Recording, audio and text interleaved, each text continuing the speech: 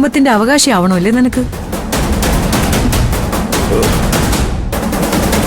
എന്തെങ്കിലും ഒരു ദിവസം ഇവിടെ നിന്ന് ഇറങ്ങി പോവേണ്ടവളാ നീ.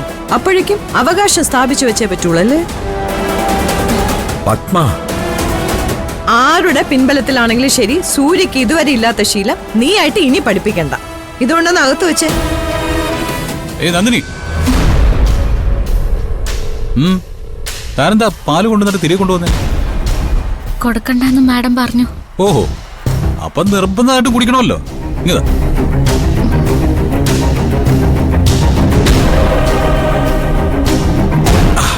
ആഹാ, എന്തൊരു ടേസ്റ്റ്!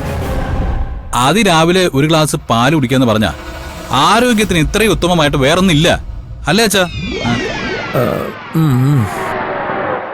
നന്ദിനി, ഇനി മുതൽ എനിക്ക് എന്തെങ്കിലും ഭക്ഷണം തരുമ്പോ ഇവിടെയുള്ള ആരെങ്കിലും അതിന് എതിർപ്പ് പറഞ്ഞാ അതാണ് നിർബന്ധമായിട്ടും ഞാൻ കഴിക്കുക.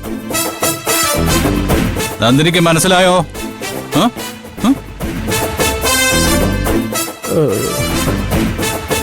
മനസ്സിലായെങ്കിൽ മനസ്സിലായെന്ന് പറയണം. മനസ്സിലായി സർ. ആ, ഇനി മറ്റാർക്കെങ്കിലും അത് മനസ്സിലാവാനുണ്ടെങ്കിൽ ഇത് സൂര്യയുടെ ശീലമാ. ആരും ചോദ്യം ചെയ്യാൻ പാടില്ലാത്ത ശീലം. എന്റെ ഓരോ ദിവസം ആരംഭിക്കുന്നത് ഓരോ തോൽവിയോടെയാണ്. ഇന്ന് അത് കണ്ട് ചിരിക്കുന്നവരുണ്ടാവും, പക്ഷേ പത്മ ചിരിക്കുന്ന ഒരു ദിവസം ഉണ്ടാവും.